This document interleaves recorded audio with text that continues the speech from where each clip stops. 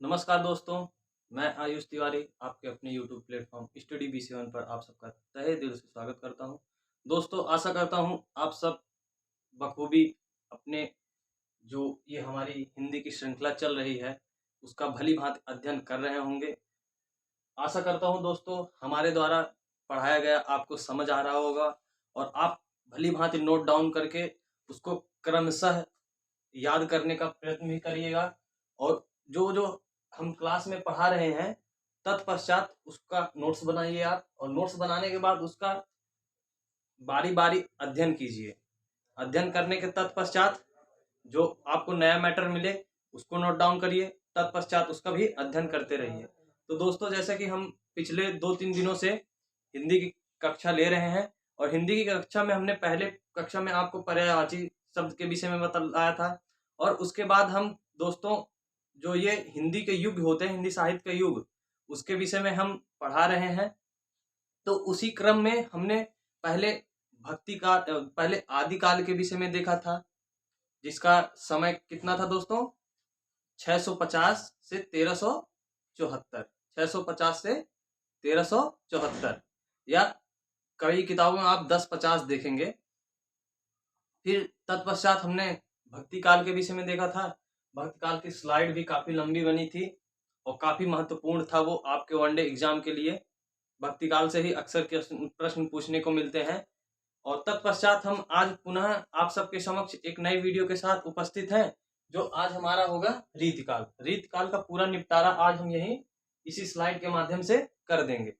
आपको इस स्लाइड के बाहर कहीं भी कुछ भी पढ़ने की जरूरत नहीं होगी। अगर आप वनडे एग्जाम की तैयारी कर रहे हैं और हिंदी साहित्य अगर आप में पूछा जा रहा होगा, तो हम वादा करते हैं और आपको विश्वास दिलाते हैं कि इस स्लाइड के बाहर आपका जो रीतिकाल है, इसके बाहर कुछ भी नहीं जाएगा। तो दोस्तों, आइए शुरू करते हैं बिना आपका समय लिए। दोस्तों, रीतिकाल या इसका नाम है दोस्तों उत्तर मध्यकाल। क्या दोस्तों? उत्तर मध्यकाल। इसका टाइम पीरियड कितना है दोस्तों? 1700 से 1900। कहीं कहीं किताबों में देखेंगे आप इसका टाइम पीरियड दोस्तों जो है 1650 से 1850। ठीक है ना दोस्तों? तो यहाँ पे आप 1700 से 1900 देखेंगे। वही हमने आपको बताया ना कि थोड़ा मतभेद रहता है। कई की किताबों में आप ये पाएंगे, कई की किताबों में आप पाएंगे कि 1650 से ऐसे क्या नाम है 1890 तक। तो दोस्तों, इसको क्या दूसरा नाम इसका क्या कहते हैं? उत्तर मध्यकाल। और फिर दोस्तों जो हम आपको बखूबी आपको बताते हैं कि अगर उसकी गहराइयों से जाके प्रश्न पूछेगा तो उसके विषय में हम बताते हैं आपको। तो आइए वो भी देख लेते हैं। यहाँ पे है दोस्तों अलंकृत काल। अलंकृत काल, इसको किसने कहा है? यह स्टेटमेंट किसके द्वारा कहा गया है कि रीतिकाल जो है अलंकृत काल है? इस स्टेटमेंट को किसने दिया है दोस्तों? मिश्र बंधु ने। इस स्टेटमेंट को किसने दिया है दोस्तों?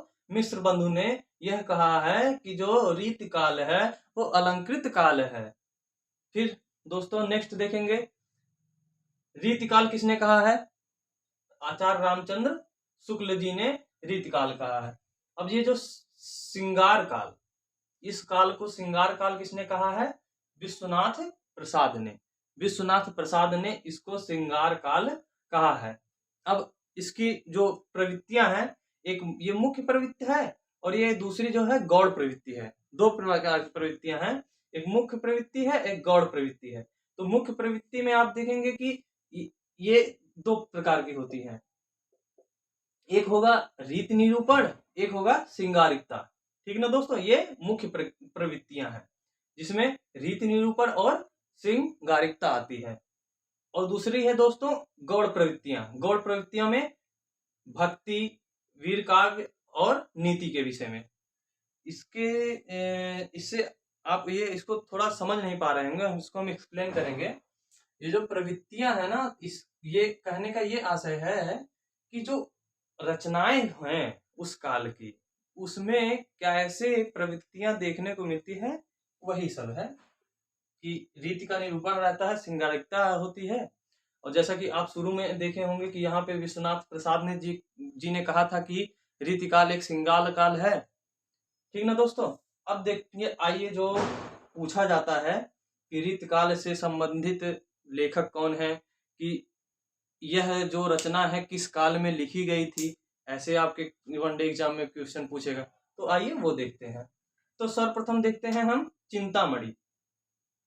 चिंतामणि की क्या है?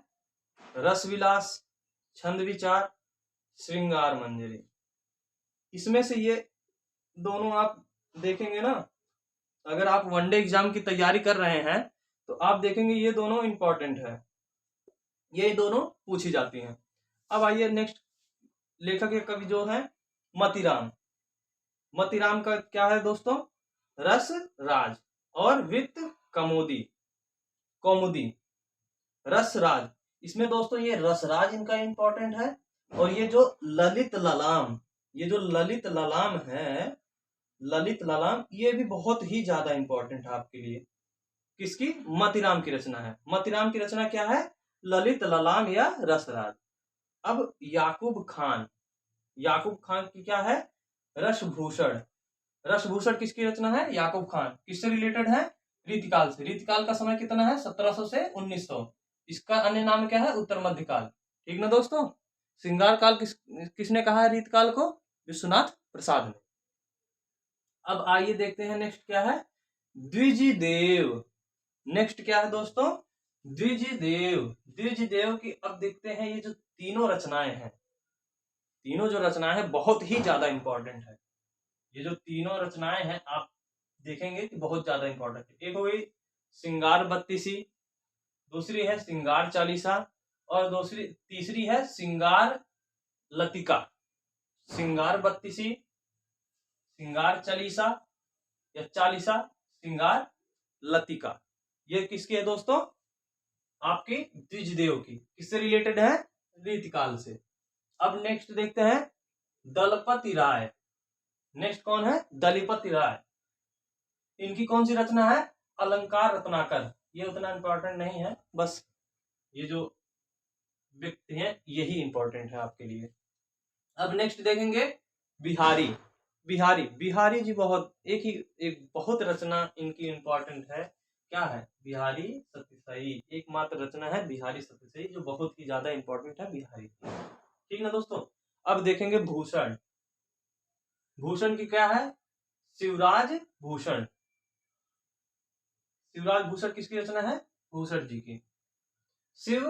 शिवा बावनी और छत्रसाल दशक, इनकी भी ये तीनों रचनाएं इंपॉर्टेंट है।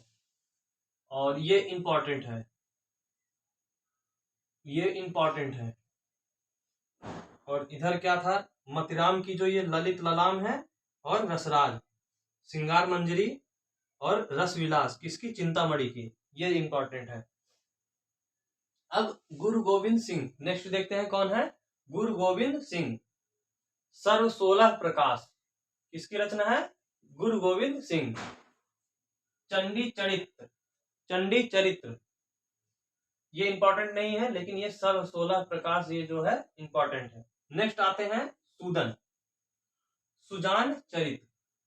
नेक्स्ट आते हैं माखन, छंद विलास। ये इंपॉर्टेंट है आपके लिए। माखन जी की रचना क्या है? छंद विलास।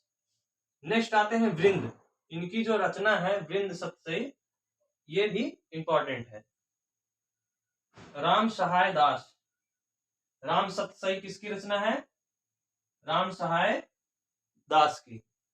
नेक्स्ट आते हैं दोस्तों गिरिधर कविराय। गिरिधर कविराय, इनकी क्या है? स्फुट छंद, स्फुट छंद।